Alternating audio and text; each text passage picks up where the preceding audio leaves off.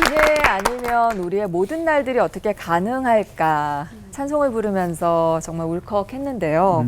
특히 오늘 올포원의 시작을 열어주신 이 세 분 목사님을 뵈니까 더욱더 그 은혜를 사모하게 되는 것 같습니다. 네, 목사님들과 그 성경 66권 시리즈는 처음 하는 것 같은데요. 오늘 10장짜리 성경입니다. 에스라서를 다뤄볼 텐데 에스라서의 개막을 좀 누가 좀 열어주시죠. 네, 제가 한번 해보겠습니다. 네. 예, 역사 시간이죠. 북이스라엘과 남유다가 아수르와 바벨론에 의해 멸망이 되죠. 그중에 바벨론 포로였던 이스라엘 민족을 1차, 2차 귀환시키고 성전 재건을 위해 에스라잉 하는 하나님의 명령을 준행한 기록이 바로 에스라서다. 근데 1차 강사 같아요. 예. 1차 강사. 예. 근데 진짜 애쓰더라고요. 예. 이번엔 다시 읽어보니까 정말 많은 애를 썼더라고요.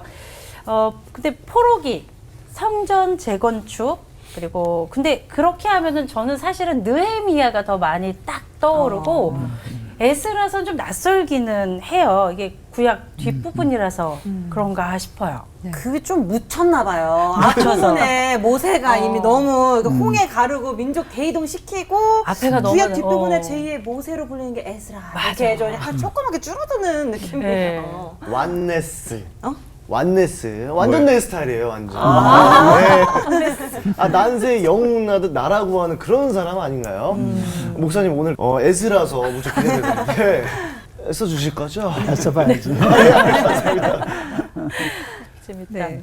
나는 뭐 오늘 많은 걸 배워갔네요. 에스라가 에스라라는 말이 완네스. 완전 내 스타일. 네, 기대가 됩니다. 하나님은 항상 그 시대에 그 땅에서 그 사람을 들어 쓰시니까 네. 애쓰는 시대 에스라에 대해서 한다. 네. 세 분 목사님의 이 짧은 얘기만 듣고도 지금까지와는 좀 다른 면으로 처음 듣는 에스라 편을 만나게 될 것 같습니다. 올포원의 원조 삼총사 세 분께서 설교해 주실 텐데요. 김동호 목사님께 첫 시작 부탁드리죠.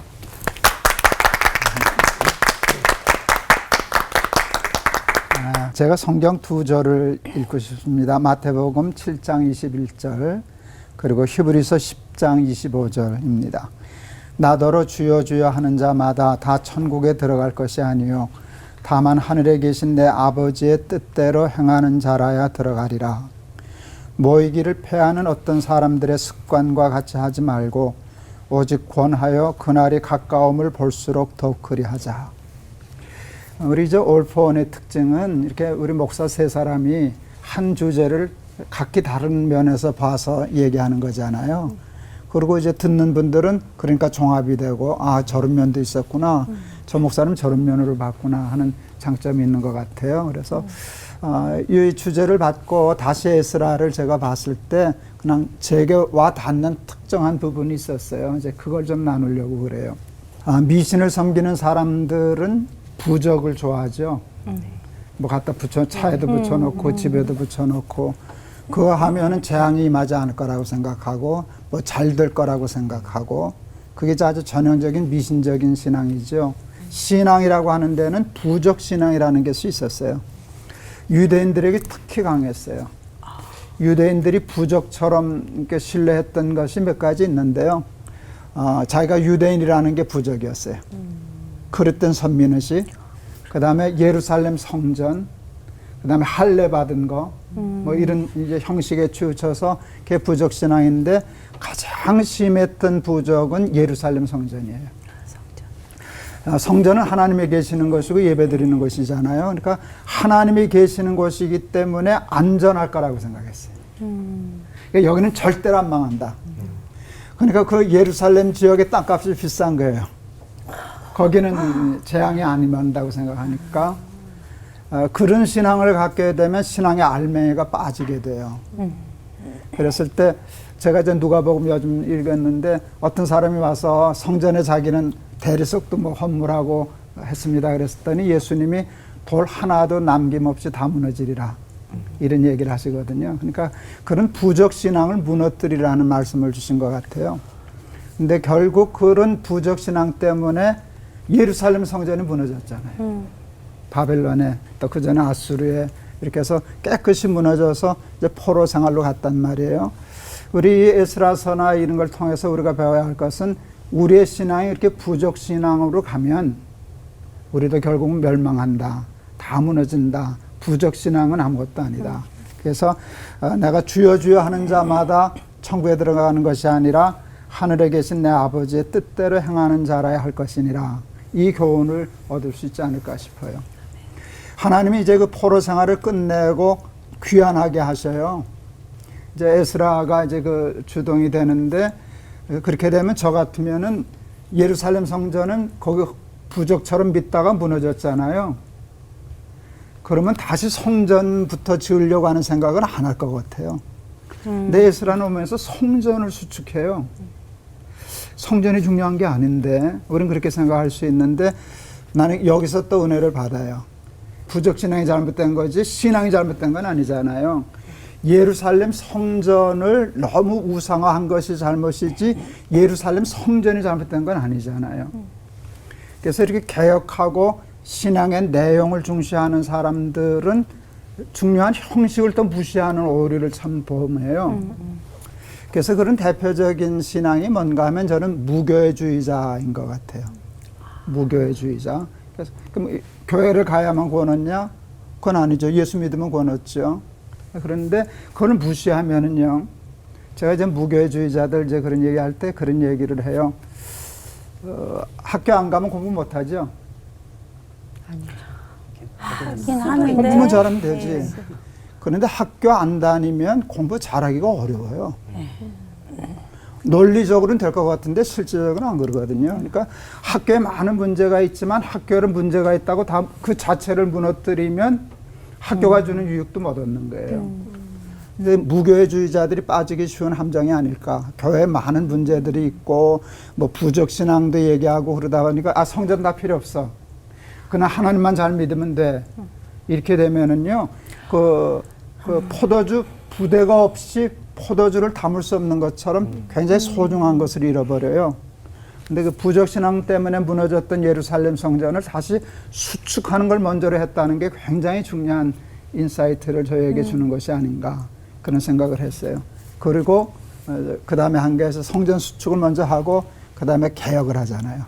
그 안에 채울 수 있는 우리 신앙, 그 전에 잘못됐던 신앙, 위선적인 신앙, 형식적인 신앙을 채우는 것인데, 저는 에스라를 통해서 이렇게 성전과 신앙, 그 양면서 하나는 형식주의에 치우치고 하나는 또 내실만 강조하다가 형식을 무시하고 하는 이 오류를 범하는데 아예 균형을 잡을 수 있는 좋은 성경이 아닌가 이렇게 생각해서 좌로나 우로나 치우치지 말고 성전도 잘 건축하고 하나님도 잘 믿고 이런 양 밸런스를 잘 맞추면 좋겠다 싶어요. 저는 예배당을 잘 안 지었잖아요. 강당 빌려서. 네. 그래서 제가요 예배당 짓는 걸 반대하는 목사로 인식이 되더라고요. 그렇지 않아요. 먼저 하고 싶은 일이 있어서 그런 것이지 예배당 지어야 되고 성전이 있어야 되고 그러는데 너무 한쪽으로 치우치지 않도록 균형 잡힌 신앙을 갖는 교훈을 얻었으면 좋겠습니다. 자, 한번 기도할게요. 신앙의 밸런스를 배웁니다. 좌로나 우로나 치우치지 않고 균형 잡힌 신앙생활 할 수 있는 교훈을 얻게 하옵소서. 예수 그리스도 이름을 받들어 기도하옵나이다. 아멘. 저는 이 에스라를 세 가지 관점, 학사 에스라, 동력자 에스라, 개혁가 에스라, 그런 관점으로 세 가지 관점으로 보려고 합니다. 첫째는 에스라는 누구냐 할 때 율법에 익숙한 학사 에스라다. 그 에스라서 7장부터 에스라 얘기가 본격적으로 나오는데 보면 에스라의 그 태생적인 출신 성분이 에스라는 대제사장 아론의 16대 손이다 이렇게 되어 있더라고요. 그러니까 에스라는 어릴 때부터 율법이 있는 제사가 있는 그런 예배가 있는 예배당에서 경건한 그런 목사 가정에서 자랐다는 거죠. 영적인 분위기가 아주 좋은 가정에서 자랐다. 신약 성경에 주님의 길을 예비한 세례 요한도 제사장 가문이더라고요. 가정의 영적인 분위기가 굉장히 중요하다는 얘기예요. 에스라를 얘기할 때 에스라 7장 6절에 보면 에스라가 바벨론에서 올라왔는데 그는 이스라엘 하나님 여호와께서 주신 모세 율법에 익숙한 학자로서 성경 말씀의 박사, 기도에는 도사, 전도에는 프로, 율법에 익숙한 학사로서 그의 하나님 여호와의 도우심을 입음으로 왕에게 구하는 것은 다 받은 자이더니 에스라가 여호와 율법을 연구하여 준행하며 율례와 규례를 이스라엘에게 가르치기로 결심하였더라. 저는 이걸 파이브연이라 해요. 하나의 말씀을 공부 좀 해라, 연구 좀 해라, 연구해라. 그리고 그 말씀을 내 생활에 적용을 해서 연결을 좀 해라. 그리고 그 말씀을 경건의 일을 연습을 좀 해라. 그리고는 그 말씀이 육신이 되도록 내 몸을 통해서 연주를 해라. 튜닝을 하고 연주를 해라. 그리고는 결국은 삶의 이 공동체 안에서 다른 사람들과 함께 연출을 해라. 말씀의 공연을 대공연의 말씀이 오페라가 되고 말씀이 뮤지컬이 되도록 그래서 이 학사 에스라다. 요한계시록에도 보면 예언의 말씀을 읽는 자가 듣는 자가 지키는 자가 복이 있나니 이렇게 되어 있거든요. 그래서 우리가 사역을 할 때 어떤 뭐 목회를 한다 사역을 할 때도 중요한 것이 행정을 잘하거나 건축을 잘하거나 성장을 이루거나 이런 것보다도 가장 그 신앙의 본질은 성경 말씀에 정통하고 익숙하고 말씀의 박사가 돼야 된다는 거예요. 두 번째, 에스라는 아름다운 동력자예요. 에스라가 BC 458년에 이스라엘 백성들을 이제 2차 포로 귀환 때 데리고 온 주도적인 사람이에요. 그때 이제 전체적인 흐름을 보면 느헤미야는 성벽을 재건하고 느헤미야가 그 하드웨어 성벽을 재건하고 큰 이런 거 골조를 해놨다면 그 특별히 만든 나무 강대상 위에 서서 성경 말씀 율법을 가르친 사람은 에스라예요. 대공사를 한 하드웨어를 구축한 사람은 느헤미야고 소프트웨어를 세팅한 사람은 에스라라는 거예요. 그래서 이 두 분이 라이벌 의식을 가지고 어떤 그 경쟁심을 가지고 일하는 게 아니고 느헤미야와 이 에스라 사이에 너무나 아름다운 이렇게 통역이 이루어진다는 거예요. 각자의 그 역할을 달리하면서 하나님의 나라를 세워가는 아까 그 김동원 목사님이 말씀하신 교회를 교회되게 하는 성전을 건축하는 그 일에 원팀이 돼가지고 앞서거니 뒤서거니 봄꽃이 앞다투어 피듯이 이제 아름답게 동력에 애쓴 사람이 에스라다. 세 번째는 구약의 진정한 개혁자가 에스라다. 에스라는 이제 이스라엘 백성들을 인도해서 돌아와서 2차 귀환을 하고 이 백성들에게 율법을 이제 가르쳐 주는 거거든요. 신앙의 제일 기본적인 말씀을 성경을 이제 가르쳐 주면서 이스라엘 백성들이 회개하고 개혁의 길로 들어가도록 인도를 하신 거예요. 성경을 이렇게 우리가 자세히 보면 성경의 개혁의 시작은 뭐 성전을 수축하고 성전을 정결하게 하고 두루마리 율법책을 찾아서 읽고 이런 부분이 이제 개혁의 항상 히스기야 때, 느헤미야 때 시작이더라고요. 근데 에스라 시대의 이제 부흥을 보면 포로되었던 이스라엘 백성들이 예루살렘으로 돌아왔잖아요. 신분이 관계가 복원이 된 거예요. 포로였다가 이제 자유인으로서 바벨론의 제국의 노예였다가 이제는 하나님 나라의 백성으로서 관계가 회복이 됐다. 신분이 회복이 됐다. 그리고 느헤미야나 이런 에스라를 통해서 두 번째는 성전이 재건됐다. 다시 성벽이 재건됐다는 거예요. 근데 그거보다 가장 중요한 것은 이 백성들의 무너진 마음, 식어버린 신앙의 열정을 이 불꽃을 일으킨 사람이 에스라라는 거예요.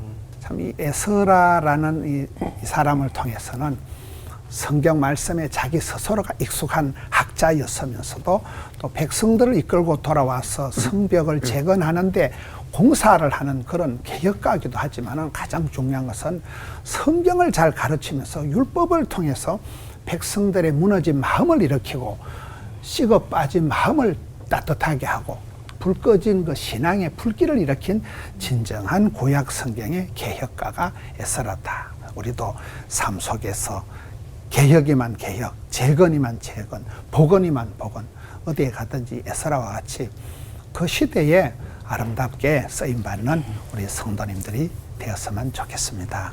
하나님 아버지 감사합니다. 저희들도 말씀을 사랑하고 말씀을 읽고 지키고 준행하면서 또 그렇게 삶이 우리의 사역이 영혼이 아름답게 주님 앞에 드려지기를 원합니다. 예수님 이름으로 기도하옵나이다. 아멘.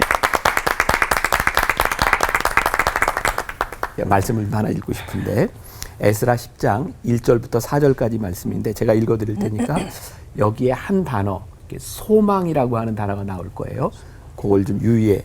딱 한 단어 나오는데 유의하면서 들어주시면 좋겠습니다. 1절부터 에스라가 하나님의 성전 앞에 엎드려 울며 기도하여 죄를 자복할 때 많은 백성이 크게 통곡하며 이스라엘 중에서 백성의 남녀와 어린아이의 큰 무리가 그 앞에 모인지라. 엘람 자손 중 여이엘의 아들 스가냐가 에스라에게 이르되 우리가 우리 하나님께 범죄하여 이 땅 이방 여자를 맞이하여 아내로 삼았으나 이스라엘에게 아직도 소망이 있나니 곧 내 주의 교훈을 따르며 우리 하나님의 명령을 떨며 준행하는 자의 가르침을 따라 이 모든 아내와 그들의 소생을 다 내보내기로 우리 하나님과 언약을 세우고 율법대로 행할 것이라. 이는 당신이 주장할 일이니 일어나소서 우리가 도우리니 힘써 행하소서 하니라. 우리가 이제 성경을 보는데 조금 기본적으로 이렇게 알고 성경을 보면 좋겠다 하는 게 있어요. 이제 창세기부터 시작하는 창세기, 출애굽기, 레위기, 민수기, 신명기는 어디에 초점을 두고 있냐면 이스라엘 백성들이 가나안 땅에 들어가서 어떻게 살아야 되느냐. 가나안을 차지하기 위해서 축복받는 사람이 되기 위해서 행해야 될 일을 가나안에 들어가기 전에 이미 말씀한 거예요. 이제 열왕기, 역대기 이제 이후에 이렇게 말씀을 보면 사무엘 상하 이 말씀들을 쭉 보면 여러 왕들에 대한 이야기가 나오고 있는데 아프고 힘든 얘기들이 많이 나와요. 그들이 범죄한 이야기, 하나님이 어떤 사람을 축복하는지 우리가 잘 아는 것처럼 에스라, 느헤미야, 역대기 요 말씀 열왕기서는 포로기에 이스라엘 백성들이 바벨론의 포로로 잡혀갔을 때 이 말씀이 쓰여지게 돼요. 무슨 이야기를 하고 싶었냐면 너희들이 고난받는 이유가 무엇이냐 그것을 알려주고 싶었고 결국은 다시 율법으로 돌아오는 것 그것이 회복이라고 하는 것을 말씀하고 있어요. 그래서 이 말씀은 이스라엘 백성들이 가장 어려운 때에 무엇이 소망이냐에 대한 그 소망의 말씀을 하고 있는 거죠. 근데 제일 중요한 것 중에 하나는 율법이 회복됨으로 인하여 이스라엘 백성들에게 소망이 있다고 하는 걸 이야기하고 있어요. 우리가 회복을 꿈꾸며 늘 무엇을 생각하는가? 우리는 늘 말씀으로 돌아가자. 결국 이 에스라 말씀도 이스라엘 백성의 소망이 어디에 있는가 생각해 보니까 답이 분명한 거예요. 우리들이 율법과 말씀으로 돌아갈 때 거기에 소망이 있다는 걸 이야기하고 있죠. 그리고 에스라, 느헤미야를 통해서 우리들에게 보여주는 굉장히 중요한 것이 있는데 율법의 개혁이라고 하는 것, 성전을 수축한다고 하는 것은 좀 전에 목사님을 통해서 우리가 들었던 것처럼 어떤 외적인 성전에 대한 이야기가 아니에요. 그 안에서 일어나고 있는 예배 공동체를 어떻게 회복할 것인가에 대한 문제죠. 근데 오늘 이 에스라가 많은 사람들에게 굉장히 불편한 부분이 있어요. 그게 뭐냐면 여기 소망이 있다라고 이야기를 하면서 소망의 근거로 뭐라고 이야기를 하냐면 우리들이 이방 여인과 결혼한 그 이방 여인을 다 내보내겠다. 요 말은 굉장히 좀 논란의 여지도 있고 우리들에게 굉장히 힘든 이야기입니다. 아마 우리 같이 이제 패널 토의할 때 요 이야기들은 조금 더 다룰 수 있을 것 같아요. 저는 왜 이 이방 여인들을 내보내야 되는가? 왜 회복해야 되는가? 이 부분에서 굉장히 중요한 것이 있는데 이것은 단순히 이런 종족을 나누자고 하는 의미는 절대로 아니라고 생각해요. 왜? 성경에 보니까 하나님께서는 예수님의 족보에 우리가 잘 알고 있는 이방 여인을 넣으셨잖아요. 누구 있죠? 라합도 있고, 네, 룻도 있고. 그런 걸 보니까 하나님의 본 의도는 이런 종족주의가 아니에요. 지금 이스라엘 백성들이 당하고 있는 이 어려움 가운데서 예배 공동체를 회복하는데 특단의 조치가 필요하다. 그게 뭐냐면 회복에 대한 부분이죠.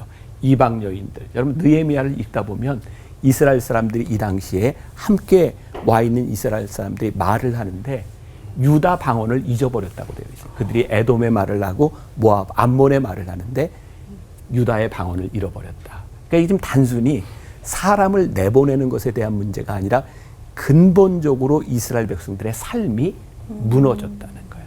우리가 봐야 될 굉장히 중요한 개혁 중에 하나는 우리들이 하나님 앞에서 특단의 조치가 필요한 일, 그게 우리들에게 무엇인가, 이런 물음을 가진다면 이 개혁을 이해하는데 또 하나의 도움이 되지 않을까라는 생각이 들기도 하고, 기독교의 타락을 어디에서부터 보는가, 어떤 사람은 그런 얘기를 해요. 황제가 교회에서 예배를 드리기 시작하면서 교회는 타락했다. 황제가 예배를 드리면서 예배를 드리는 사람들이 하나님을 본 것이 아니라 황제를 보기 시작해요. 그래서 예배를 인도하는 사람들의 옷이 화려해지기 시작하고 황제에게 어떻게 보이느냐. 자, 이 에스라가 이야기하고 있는 예배의 공동체, 이스라엘 백성도 화려한 때가 있었어요. 근데 그들이 하나님을 향하지 않을 때, 예배가 무너져 내릴 때 하나님께서 그들을 바벨론으로 데려가셨죠. 이제 돌아오게 된 거예요.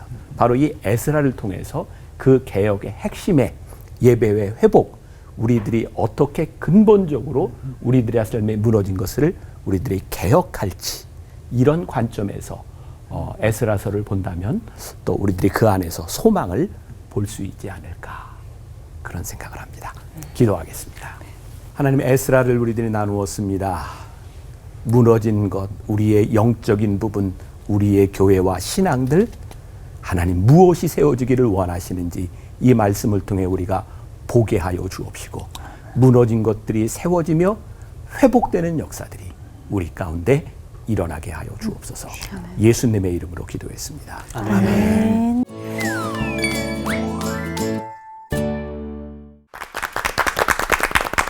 역시.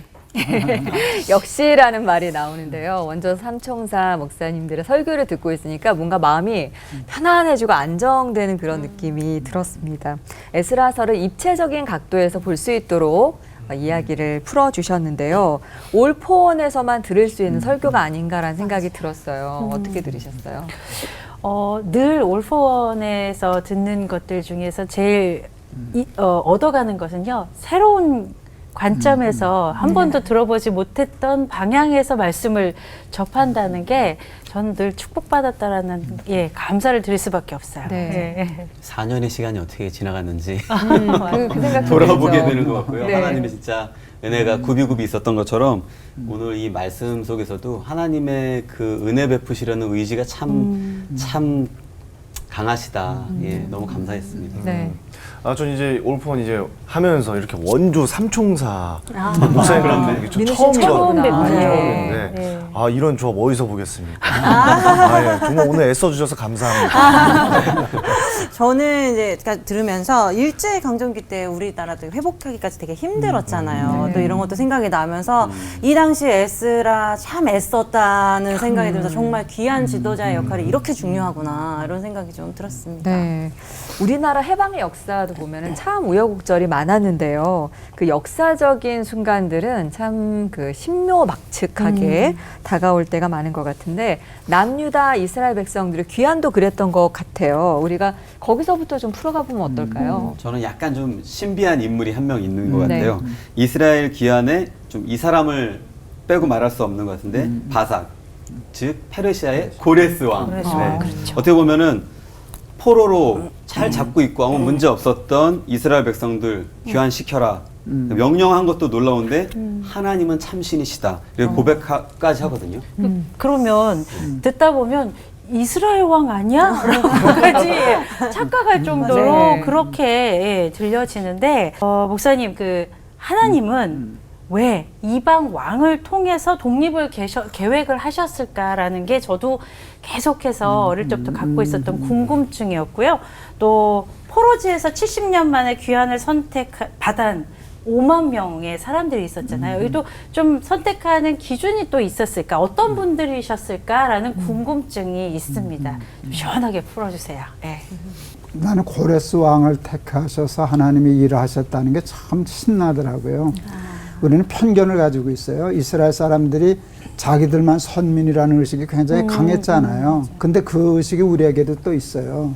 있는데 자기가 선민의식이 되면 하나님이 편협해져요. 하나님 자기들만 저거하고 이방인들에게는 없는 걸로 생각을 하는데 하나님은 우리의 하나님이 아니라 모두의 하나님이시거든. 그리고 다 고레스가 하나님의 백성이라고. 그걸 우리는 잘 인정을 안 하려고 그래요. 그래서 하나님은 모든 사람이 다 하나님 앞에 동등하고 모든 사람이 하나님 앞에 쓰임받을 수 있고 선민이라고 생각하는 우리들도 하나님 앞에 버림받을, 우리가 버리는 거지만 그럴 수 있다는 가능성에서 하나님이 고레스를 들으셔서 이 일을 하셨다는 일이 참 저는 정말 복음적이다. 저는 이제 이방인이라는 이제 단어를 이제 성경에도 있으니까 쓰는데 하나님은 그 단어를 별로 좋아하실 것 같은 생각이 안 들더라고. 하나님 앞에는 다 백성이지.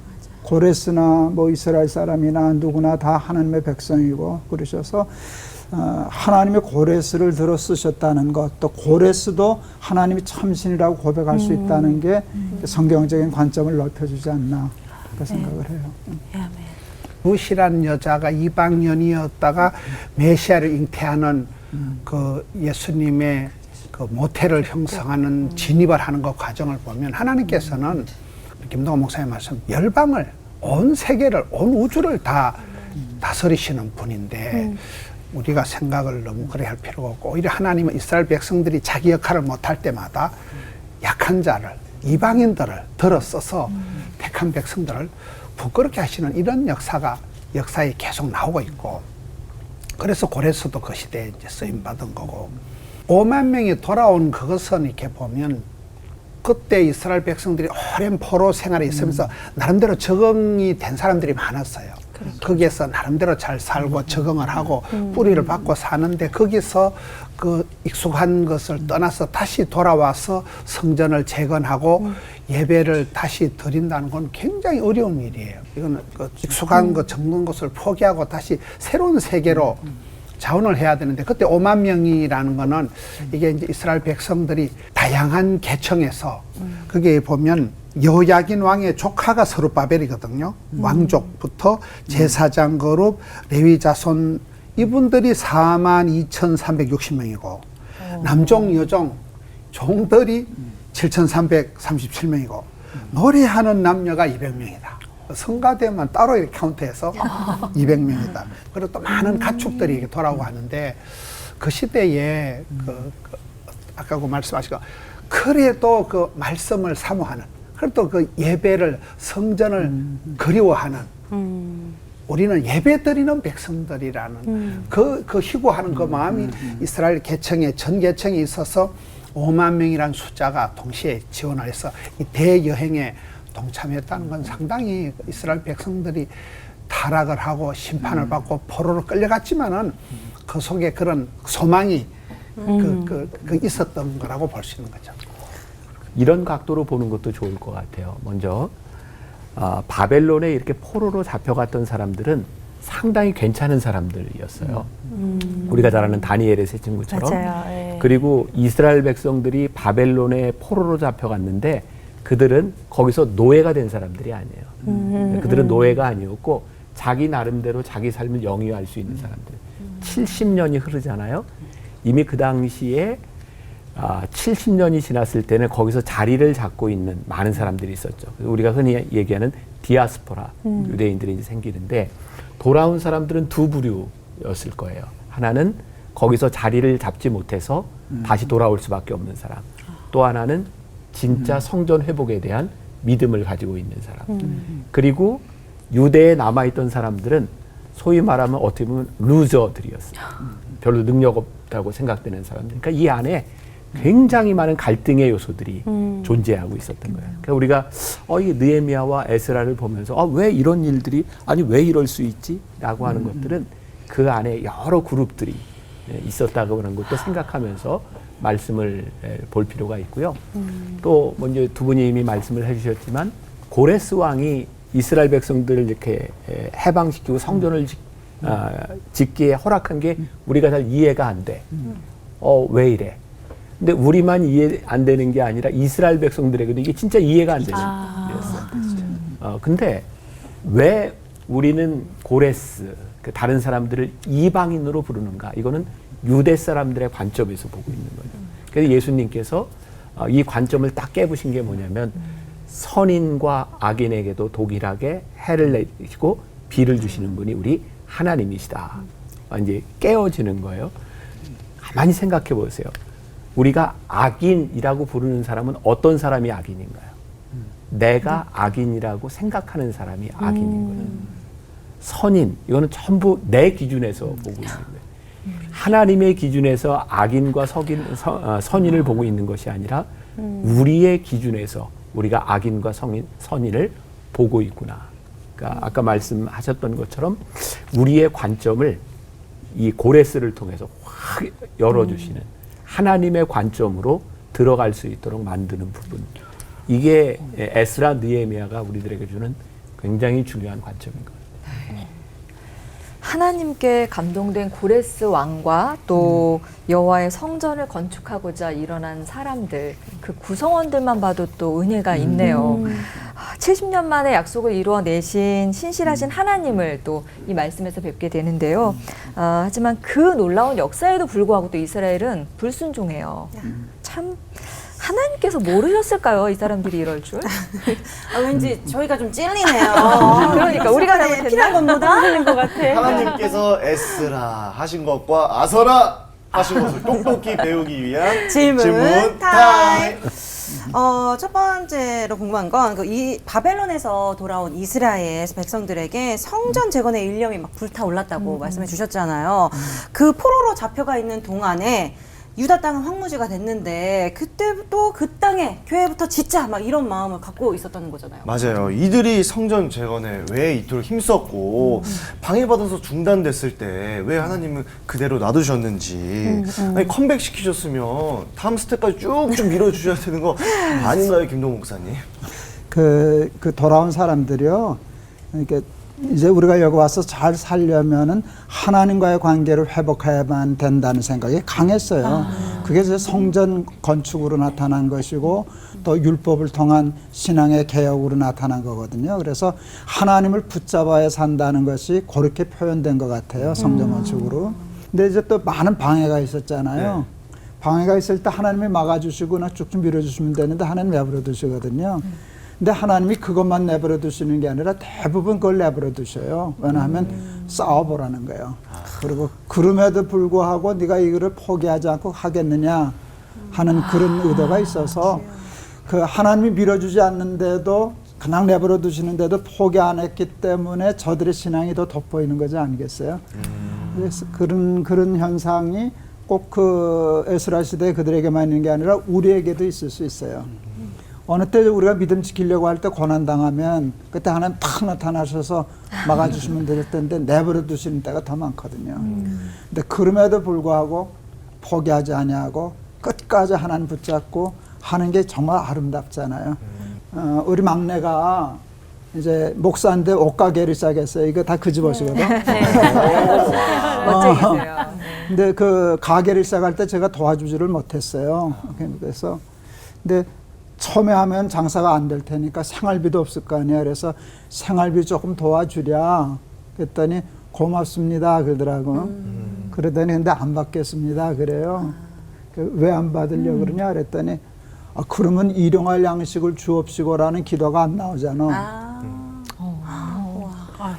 아들 자랑하는 거야.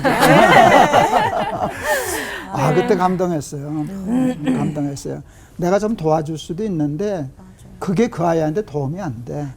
하나님이 도와주시면 우리가 편할 것 같은데 하나님은 때때로 우리를 풍랑 속에도 집어넣으시고 사막 속에도 집어넣으시고 광야에도 내모시고 그러시는데 그게 우리를 더 강인하게 연단시키시는 거거든요. 그래서 전 그렇게 생각했어요. 저는 이제 반대로 네. 이제 우리 목사님 이제 아들하고의 관계에서 아버지가 좀 도와주랴. 이제 아들이 이제 도움을 받지 않음을 통해서 이제 믿음을 배우는 것처럼 아버지인 내가 가끔 이제 우리 애들한테 네가 알아서 해봐 라고 했을 때 이건 아버지와 나와 아무 관계없는 것이 아니라 네가 해봐. 그렇지. 그것은 아버지의 관심 속에 여전히 있는 거죠. 그러니까 이 내버려둔 상황이라고 하는 것은 하나님이 내버려 두신 것이 아니라 하나님의 관심 속에 너희들이 어떻게 하는지를 보고 계시는. 그러니까 이제 우리들의 삶에 늘 우리는 우리의 책임을 자꾸 전가하려는 성향도 있고 하나님 왜 그러시냐고. 아니, 네가 해봐. 내가 너 그냥 놔두지 않아. 내가 있어. 근데 네가 좀 해봐. 그게 이제 우리를 성장시키는 부분이 아닐까. 제가 참 좋아하는 성경 구절이 있어요. 예레미야에 대한 건데 예레미야가 어느 하나님 앞에 질문을 해요. 도무지 이해가 안 가는 게 있습니다. 하나님 모르는 저 사람들이 잘 되는데 우리는 죽게 생겼습니다. 이게 도무지 어쩐 일입니까? 믿는 우리가 잘 되고 저들이 고난당해야 되는데 이게 뒤바뀌었습니다. 그랬을 때 하나님이 질문으로 대답을 하셔요. 내가 보행자와 함께 달려도 피곤하면 어찌 능히 말과 경주하겠느냐. 내가 평안한 땅에서는 무사하려니와 요단의 창이란 중에서는 어찌하겠느냐. 이렇게 얘기하시는데 거기에 답이 있어요. 내가 왜 너한테 고난을 주고 역경을 겪게 하고 모른 척하게 하는지 아냐? 말과 경주하는 사람 되게 하고 싶어서 그래. 편안한 땅에서 누가 못 사냐? 근데 힘든 땅에서도 능히 살 수 있는 강한 자를 키우시기 위하여. 그래서 버려두신 게 아니라 이렇게 숨어서 보시고 우리를 연단시키시는 거예요. 그래서 하나님은 그래서 섣불리 척척 도와주시지 않으셔요. 그게 이제 하나님 우리를 버리신 게 아니고 네가 한번 더 강하게 강한 사람으로. 그래서 하나님은 다 광야를 겪잖아요. 광야를 겪어서. 그게 하나님의 어떤 우리 교육 방식이신 것 같아요. 이게 지금 저희 모두에게 이렇게 다 해당되는 메시지 같습니다. 그리고 또 하나님은 또 제가 혼자서 안 될 때도 항상 사람을 통해서 역사하신다는 걸 오늘 이스라엘의 귀환에서 또 보게 되는 것 같아요. 맞아요. 그래서 드리고 싶은 질문은요. 이스라엘의 1차, 2차, 3차 귀환 때마다 누구를 통한 어떤 하나님의 섭리가 임했고 그리고 무엇이 회복됐는지 몇 장 안 되는데도 이렇게 한눈에 쫙 들어올 수 있도록 우리 김문희 목사님께서 좀 정리를 해주시면 좋을 것 같습니다. 한눈에 들어오고 못해. 이제 에스라서의 이제 핵심은 에스라가 주인공이지만은 에스라에 대한 얘기는 7장쯤 가야 나와요. 그러니까 앞쪽의 얘기는 이스라엘 백성들의 어떤 그 성전을 회복하는 거, 하나님의 영광을 회복하는 거, 율법의 성경에 따른 그 신앙을 회복하는 게 이제 핵심이에요. 그런데 그게 1차, 2차, 3차 이제 기환이 있는데 1차 기환은 스룹바벨의 인도하에서 이제 예루살렘으로 돌아오지요.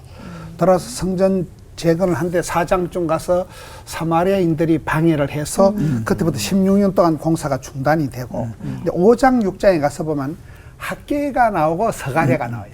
그때쯤 돼서 지쳐 있을 때 학계 선지자가 서가랴 선지자가 나와가지고 또 응원을 해가지고 다시금 이제 회복이 돼가지고 이제 1차 기환의 그 성전 재건을 봉헌을까지 합니다. 2차 기환이 이제 에스라 7장, 10장에 나오는데 이때 이제 에스라가 인도해서 2차 포로에서 기환을 해서 이때는 그 어떤 성전 건물보다가는 약간 신앙의 개혁. 아까 그 말씀하신 혼혈 결혼에 대해서 개혁을 하고 이방 아내들을 내보내고 율법을 준수하고 이스라엘 백성들의 그 신앙 생활을 다시 확립하는 게 2차 개혁입니다. 2차 기환은 이제 에스라를 중심하고 3차 기환 때는 이제 느헤미야 1장, 7장에 아까 우리 김병사 목사님 말씀드렸던 이 느헤미야와 에스라는 같이 엎치락뒤치락 하면서 동시대 활동을 하는데 느헤미야 1장에서 7장까지는 느헤미야가 3차 포로 기한을 주도해 옵니다. 주도해 와서 그 성전을 다시 재건한 게 이제 느헤미야가 한 일인데 느헤미야 8장쯤 가서 보면 이제 8장에서 13장에 에스라가 등장을 합니다. 같이 둘이 이제 느헤미야와 에스라가 여기서 같이 동역을 하는 거예요. 아름다운 이제 동력이 일어나면서 율법책을 에스라가 낭독을 하고 또 느헤미야는 그 행정의 달인이거든요. 아주 이렇게 백성들 거주지를 이렇게 행정적으로 배정을 다시 하고 인구조사를 해서 통치 질서를 하고 그때 그 초막절이 회복이 되는데 이게 성경을 보면 거의 한 500년 만에 여호수아 이후에 500년 만에 초막절이 회복되는 거예요. 유대인들은 철저히 이게 절기 중심이거든요. 유월절, 초막절, 이 절기가 그 이스라엘 백성들의 그 절기의 어떤 그 하나님의 메시지. 레위 지파를 정비를 해가지고 제사 제도를 확립을 합니다. 요즘 말하면 이제 예배를 회복하는 거죠. 이런 역할들을 이제 1차는 스룹바벨, 2차는 에스라, 3차는 느헤미야, 이런 식으로 하면서 이게 1, 2, 3차를 거치면서 하는데 거기에 좀 에스라가 애를 쓰면서 학방의 감초같이 오히려 그 개혁을 성벽 재건을 완성을 하는 하드웨어 위에 소프트웨어를 더딥히는 역할까지도 에스라가 하게 되는 거죠. 한 번에 딱 알겠는데요. 네. 한 번에 딱 알겠는데 네네. 어렵죠. 네. 근데 쉬운 내용은 저는 그 아니에요. 리더가 공동체를 위해서 대놓고 통곡했다는 기록은 에스라에서 처음 보는 거 같거든요. 근데 그 발단이 되는 에스라서 10장을 보니까 야, 이 놀라운 명단이 떡하니 이렇게 나와요. 이방 여자와 결혼한 남자들. 그러니까 이게 그 오민우 자손 중에 누가 이방 여자와 결혼을 했고 또 누구 자손 중에 누구누구가 이방 여인을 아내로 며느리로 맞았더라 뭐 이런 내용들인데 명단들인데 그들이 다 이방 여인들과 결혼하기로 결단을 하고 참여했대요. 글쎄 지금이라면 과연 통했을지 이렇게까지 할 수 있었나요, 김명삼 목사님?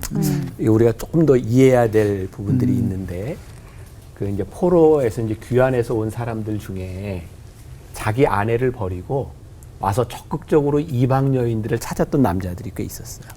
그러니까 이제 결혼이라고 하는 그런 제도적인 문제보다는 정말 이제 타락한 이제 성적 생활들 그런 것들이 만연해 있었고 또 여기 계속 얘기하는 거지만 예배가 회복되어야 되는데 이방 여인들과 결혼함으로 인하여 이방 문화, 이방 신들에 대한 숭배 이런 것들이 만연해 있었어요. 그러니까 요 이야기는 굉장히 특단의 조치가 이제 필요했던 부분이에요.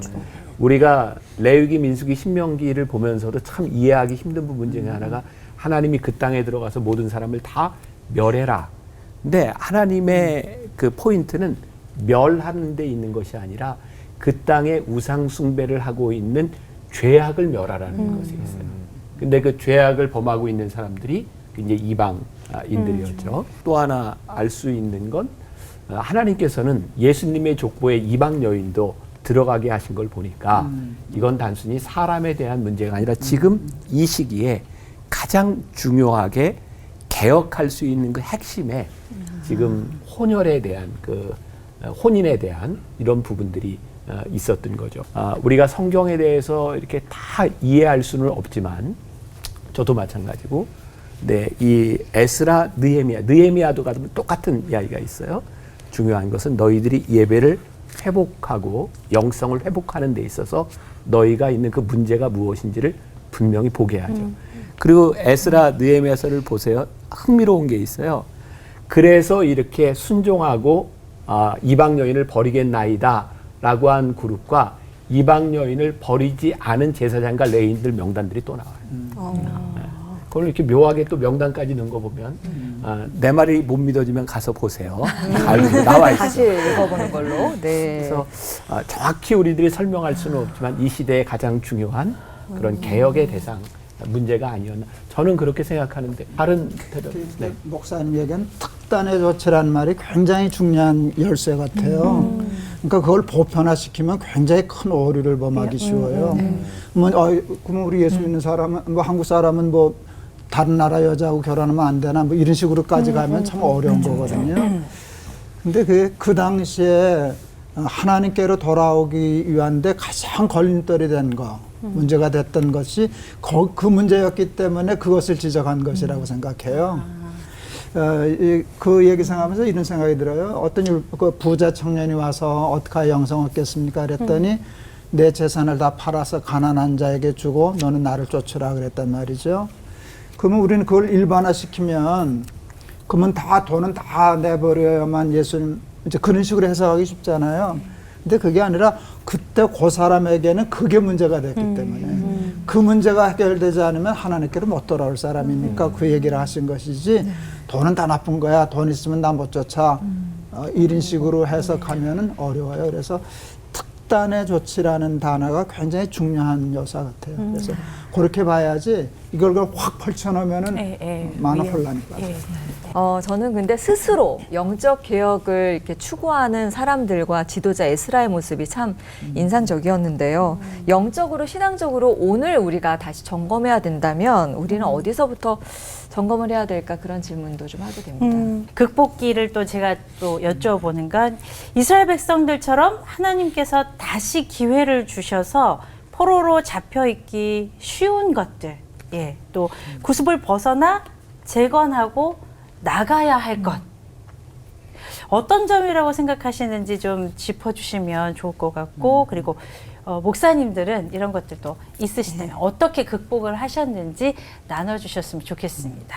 오늘 그 에스라를 통해서 우리들이 사로잡히기 쉬운 것. 그건 뭐 간단하죠. 우리들의 욕망이죠. 내가 제어하지 못하는 욕망. 그때 무엇을 좋아하는 건 잘못된 게 아닌데 그 좋아하는 것 때문에 내가 사로잡히면 이제 중독이 되는 거니까. 그러니까 우리가 컨트롤하지 못하는 것. 이거는 우리 스스로 너무 잘 알아요. 근데 문제는 우리 스스로 컨트롤이 안 되는 부분들을 우리들 스스로 제어할 능력이 우리들에겐 없어요. 그래서 하나님의 도우심이 필요하죠. 성령님 도와주세요. 그러니까 다 경험이 다르겠지만 저 같은 경우는 은혜 받고 딱 끄는 게 뭐냐면 노름이었어요. 나는 노름을 너무 좋아했어요. 나는 그냥 일반적으로 그냥 생활 속에서도 내기를 굉장히 좋아해요. 그게 내가 가지고 있는 성향인 거죠. 그러니까 여기에 빠지면 내가 안 돼. 왜? 내가 연약함을 아니까. 그래서 지금 이 에스라의 문제에 있어서는 아까도 여러 번 지적했지만 이 결혼이라고 하는 것을 통해서 하나님과 이렇게 멀어지게 된 부분, 우리들 스스로가 더 잘 알 것 같아요.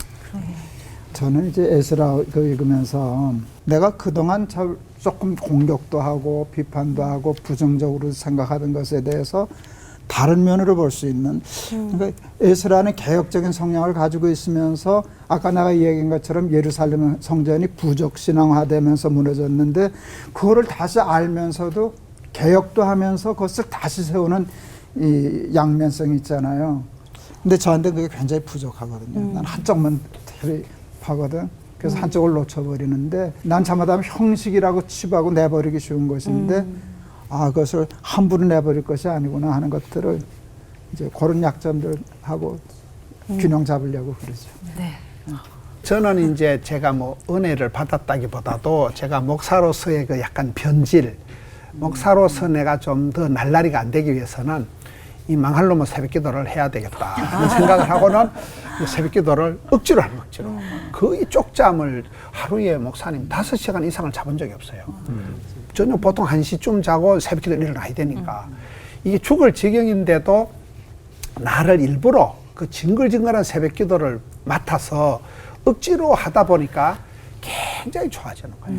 굉장히 내 영성이 좋아지고 새벽에 큐티의 한 구절 은혜 받아버리면 그 영빨이 한 2달은 휘떡 넘어가더라고요. 그래서 매일 새벽마다 은혜 주는 건 아닌데 어느 날 한 새벽에 은혜를 받아버리면 그 영빨로 한 2-3달은 거예요. 그래서 저는 이제 제 자신을 억지로 목사로 얽어매는 그게 새벽기도로 보고 저의 그 신앙의 보루가 되더라고요.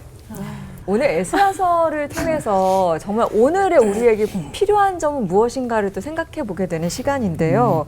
그때나 지금이나 참 하나님 안 계셨으면 어떻게 우리가 지금 살고 있을까라는 은혜를 나누게 됩니다. 그리고 내 안에 지금 무너져 있는 성전과 또 영적 개혁을 어떻게 좀 다시 해볼까라는 다짐을 해보게 되는 그런 귀한 시간이 되는 것 같습니다. 자, 오늘 방송을 보시다가 또 성경을 보시다가 신앙생활 하시다가 궁금한 점들 질문 떠오르실 때요. 저희 올포원 시청자 질문 타임 코너로 보내주세요. 목사님들이 따뜻하게 답변도 해주실 겁니다. 좋은 기회를 내 걸로 붙잡으셨으면 좋겠어요. 오늘 끝인사 힘차게 외치면서 마치도록 하죠. 애써라 아서라 하나님 말씀 새겨 듣고 복되게 하나 되는 시간 올포